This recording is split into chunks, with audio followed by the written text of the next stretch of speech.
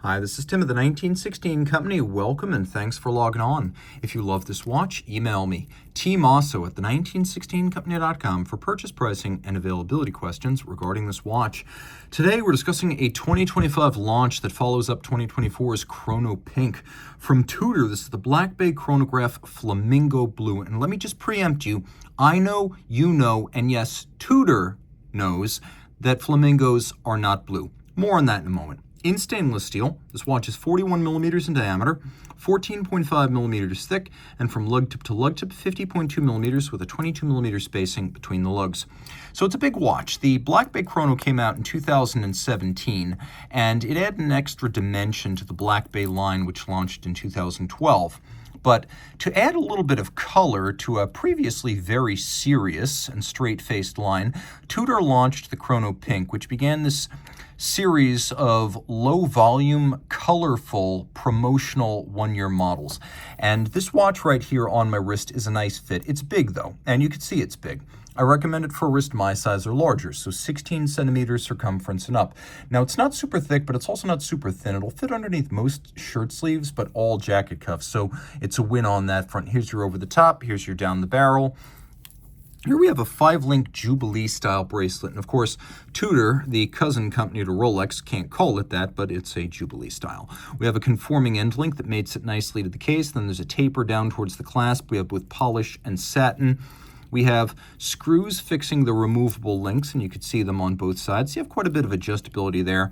But you also have the T-fit system, which is a incremental adjustment that gives you a few different increments and up to 8 millimeters of total adjustable length. So there's quite a bit of adjustability there. You can see that Tudor uses both inner and outer ceramic spring-loaded pin snaps. So this clasp will always remain tight with snappy tolerances because the steel here can never wear down those inner pin snaps, so it'll always have a snappy action. And then the clamshell cannot wear down those outer pin snaps. We have a Tudor Shield logo there. Note the differential finish on the clasp, the bracelet, and the case, both satin and polish. A nod to the kind of bevels that used to be endemic to the breed when Rolex and Tudor shared cases of the same manufacturer in the 20th century, and the 20th century sharing of cases ended right around 1990, 1988, that era. But although they don't share cases anymore, Tudor, being a very nostalgic brand, first reintroduced the bevels as a nod to history, and actually Rolex has recently introduced them too. So we all seem to be in agreement that bevels are nice. We have both satin and polish. We have screw-down crowns.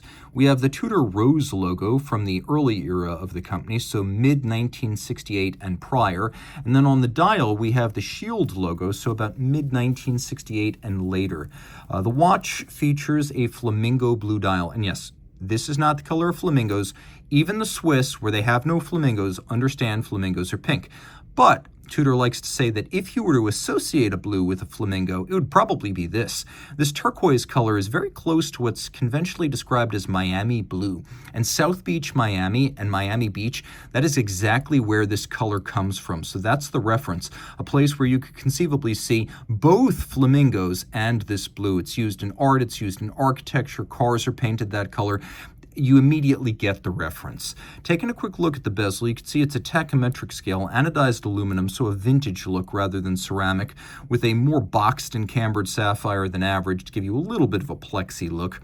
One thing that's interesting about this dial is that it does feature a chapter ring style, which is an older Tudor Submariner reference, but then it also features this snowflake reference, which is sort of like late 60s to mid 70s. So a couple of different generations of Tudor Submariner being referenced here, including with the no-guard big crown design. Unlike those older Tudor subs, here we have applique indices, so we have a nice upscale dial, a faceted date window, which is a nice refined way of cutting a hole in the dial for a date, and I actually like that. We have a sort of panda look with dark registers, silver printed on a flamingo blue dial. Turn out the lights, no shortage of lume, and not a whole lot to see on the case back, but people always ask, so I show it. What you should know here, well, what you should know is that what's in the case is called Tudor MT5813. I call it the Breitling B01, but Tudor does make important changes. It still features the B01's automatic winding, 70-hour power reserve, stop seconds function with a quick set date. It still features a 41-joule architecture, 5-position adjustment, a COSC chronometer certification.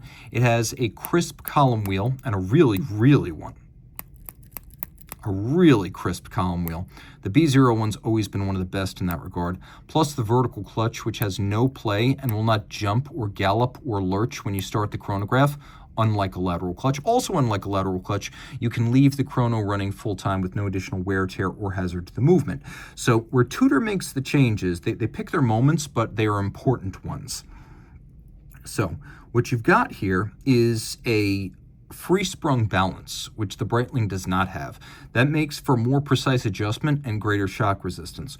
Also, Breitling does not have proprietary silicon technology, which Tudor does have, so this gets a silicon hairspring. Anti-magnetic, low inertia, very resilient and contemporary way to build a hairspring, because with DRIE, the process of profiling that hairspring, you don't need an overcoil to get concentric breathing. So yes, it's low mass. Yes, it's anti-magnetic, but it also breathes like an overcoil. And finally, Tudor makes a change to the minute counter. So whereas the Breitling version has a 30-minute counter, here we have a more useful 45-minute counter.